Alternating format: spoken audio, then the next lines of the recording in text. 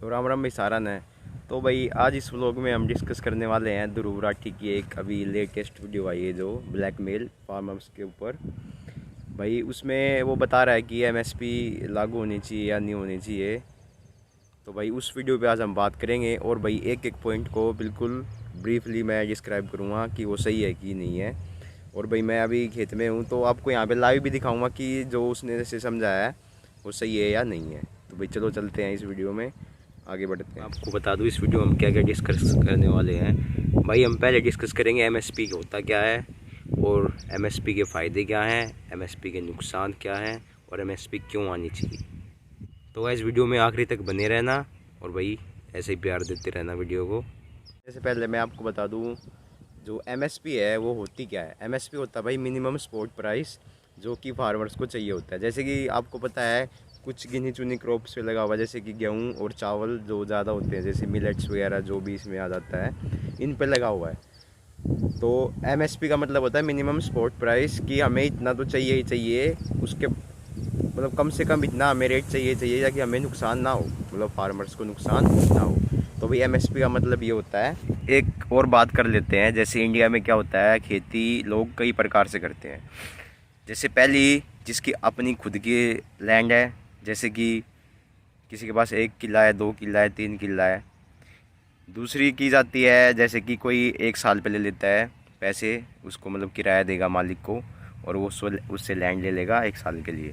और तीसरे की जाती है आधे पे, जैसे आधे पे बोलते हैं मतलब मालिक और जो लेने वाला है, मतलब जो करने वाला खेती है, दोनों साथ में मिलके करेंगे, मतलब जो भी कॉस्ट आएगी वो आधी आधी बांट लेंगे और प्रॉफिट भी आधा आधा बांट लेंगे।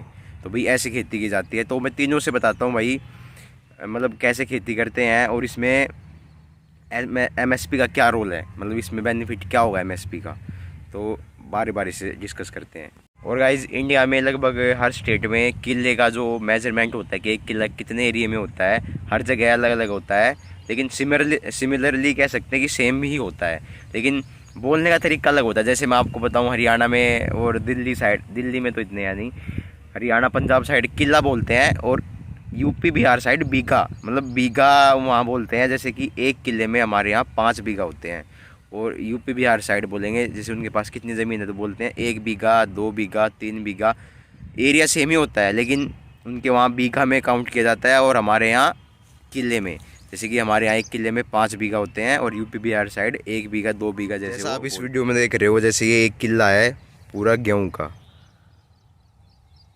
ये वहाँ तक है, मतलब ये पूरा नहीं है, बीच में एक डोला आएगा और ये यहाँ उस तरफ आखिरी।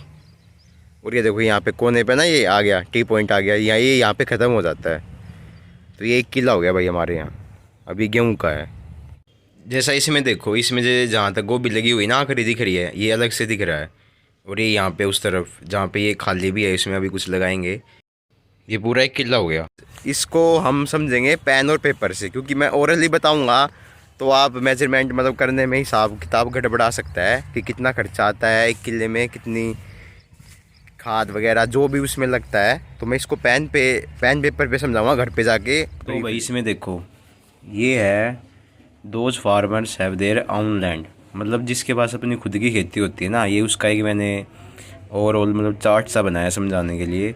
जैसे भाई मान लो किसी के पास 1 किला है और वो गेहूँ की खेती कर रहा है, ठीक है। गेहूँ की खेती 6 महीने की होती है, आपको सबको मालूम है। तो उसका खर्चा इसमें देखते हैं कितना बैठता है। बिजली 2000, क्योंकि भाई ओवरऑल 3-4 बार गेहूँ में पानी दिया जाता है, तो 2000 का मान लो उसमें बिजली का बिल आ गया। पानी का खर्चा कोई होगा नहीं क्योंकि भाई उसकी खुद की लैंड है, तो उसको पानी तो उसका खुद का ही होगा।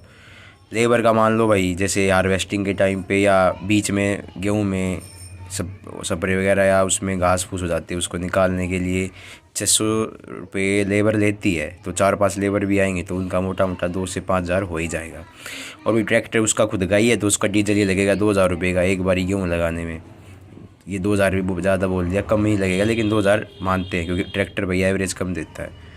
और भाई अदर तो कोई खर्चा है नहीं। फर्टिलाइज़र का मान लो भाई, क्योंकि उसमें पेस्टिसाइड वगैरह और खरपतवार के लिए डाला जाता है तो थोड़ा महंगा आता है, 2000 मान लो इसके। और हार्वेस्टिंग के टाइम पे उसके पास सारे इंस्ट्रूमेंट उसके खुद के होंगे, जैसे उसको गेहूँ को निकाल देंगे या और कुछ भी जैसे थ्रेसर वगैरह होता है तो उसमें डीजल ही लगेगा, तो 2,000 ये मान लो।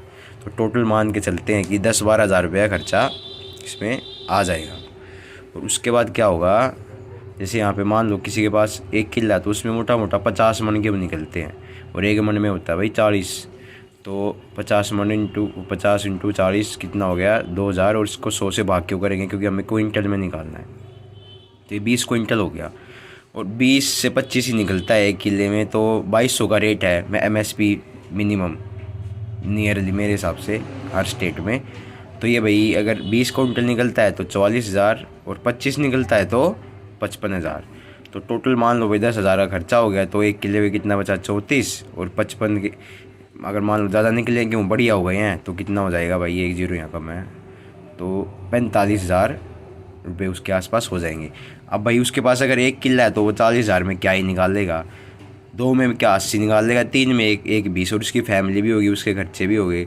तो कम से कम भाई जिसके पास खुद की ज़मीन है उसके पास कम से कम 5 किलो तो होनी चाहिए कि 2-3 लाख रुपए वो कमा पाए। तो भाई ये एक छोटा सा चार्ट बनाया मैंने कि इसमें क्या खर्चा होता है, कितना क्या लगता है।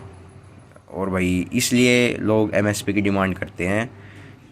और भाई ये है उन फार्मर्स के लिए, जैसे बहुत से फार्मर जो है इंडिया में रेंट पे भी लेते हैं, जैसे 1 साल की मिल लेते हैं या 6 महीने की। तो भाई इसमें अगर ये लैंड मतलब कोई भी लेता है किसान 1 साल के लिए, तो उसको सब कुछ रेंट पे लेना पड़ेगा। तो भाई इसमें मैं 1 साल का ले रहा हूँ, 6 महीने का। 1 साल में भाई वो 2 फसल तो करेगा ही करेगा, गेहूँ या चावल। और इसमें एक गेहूँ की होगी या चावल की होगी। तो मोटा मोटा इसमें देखते हैं, बिजली का मान लो भाई 8 से 10 हज़ार, क्योंकि भाई 12 महीने 1,000 रुपये महीना भी तो बिजली का बिल आ ही जाएगा पानी वगैरह लगा के। और भाई पानी का भाई मान लो किसी की जो ज़मीन होती है उसको पानी वहीं मिल जाता है, किसी को भाई किसी दूसरे से रेंट पे लेना पड़ता है, तो 50 रुपये घंटा मिलता है, 100 रुपये घंटा। तो इसके हिसाब से भी लगा दे तो 6-7 हज़ार रुपये खर्चा मान ही लो 2 फसल का। फिर लेबर का भाई 5 से 10 हज़ार हो ही जाएगा, क्योंकि उसमें काफ़ी चीज़ होती है, खाद वगैरह डालना या और कुछ भी, ठीक है।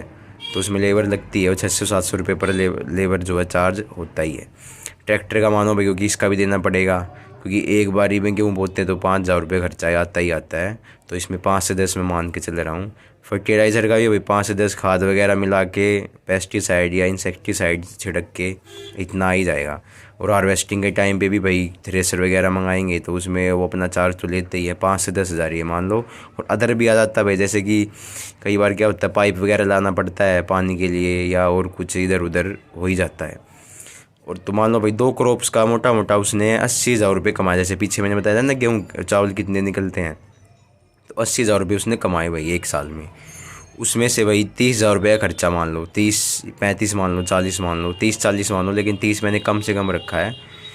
तो भाई इसमें 50,000 का प्रॉफिट हुआ या 40,000 का हुआ। और उसके बाद भाई उसका रेंट भी होगा 30,000 रुपये, मतलब मिनिमम जो है रेट जो हरियाणा पंजाब में 30,000 40,000 रुपये पर किला मिलता है 1 साल के लिए। तो भाई 30,000 इसका खर्चा मान लो, तो 50 में बचे थे सेविंग के, तो उसमें से 30 और मालिक को दे देंगे, तो 20,000 रुपये भाई एक फसल पे मतलब 1 साल के उस आदमी को बचेंगे। 20 मान लो, 30 मान लो भाई, अगर अच्छे हो गई फसल तो 30 तक बच जाएंगे, ठीक है भाई। और जो 6 महीने पे लेता है उसका भी भाई सेम मान लो, यही बिजली का 3 से 6, पानी का 3 से 6, इसका हाफ कर दो सारा, ठीक है। ये सब खर्चा लिखा हुआ है, लेबर ट्रैक्टर का मिला के।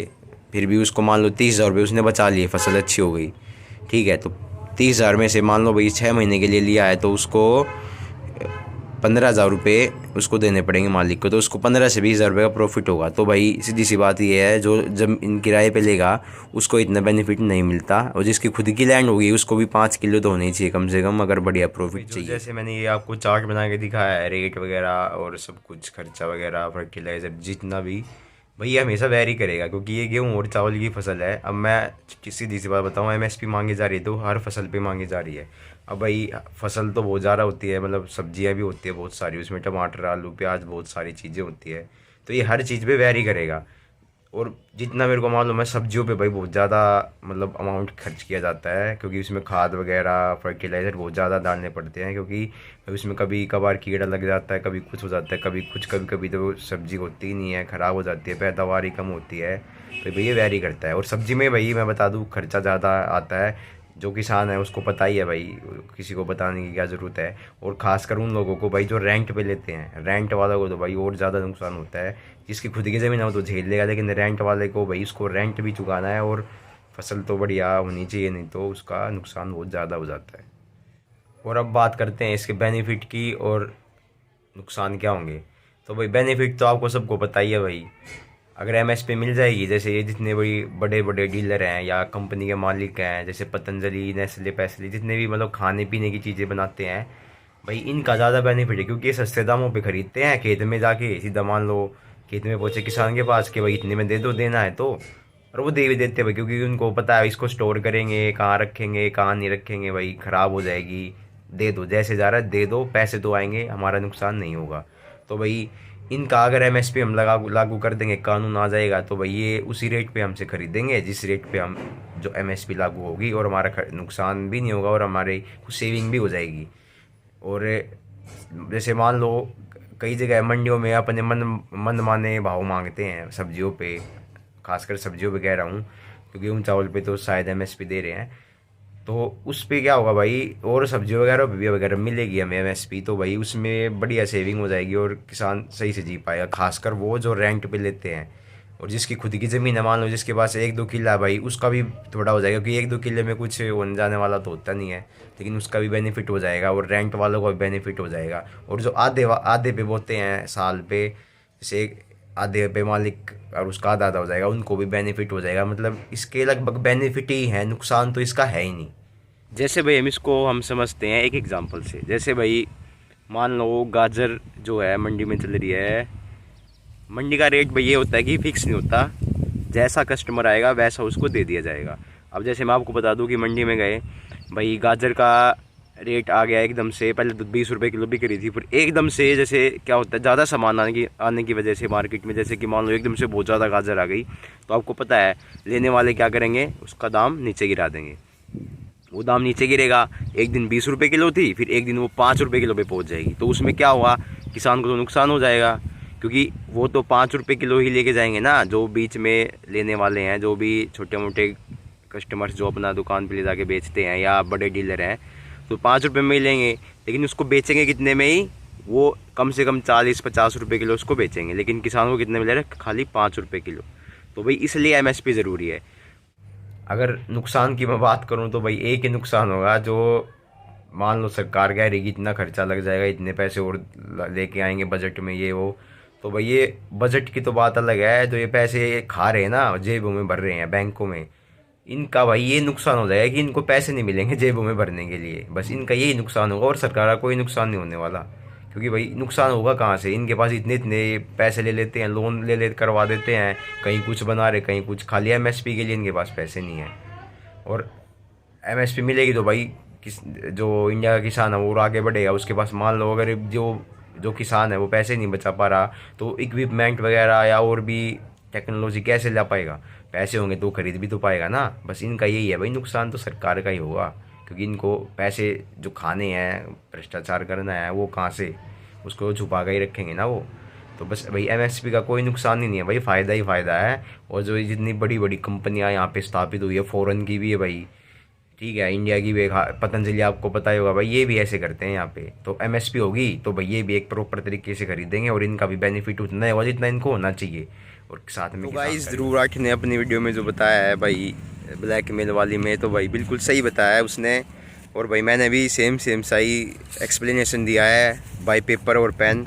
तो भाई एमएसपी आनी चाहिए या नहीं, भाई एमएसपी तो भाई बिल्कुल आनी चाहिए। और बाकी ध्रुव राठी ने भाई जो वीडियो बनाई है मोदी के खिलाफ भी है वो, और फार्मर्स के प्रति भी है, तो भाई वो बिल्कुल सही है। और भाई मेरी तरफ से भी एक्सप्लेनेशन हो चुका है। तो भाई इस वीडियो में इतना ही, मिलते हैं आपको अगली वीडियो में। जब तक चैनल को लाइक कमेंट शेयर सब्सक्राइब कर देना, और भाई राम राम भाई सभी को।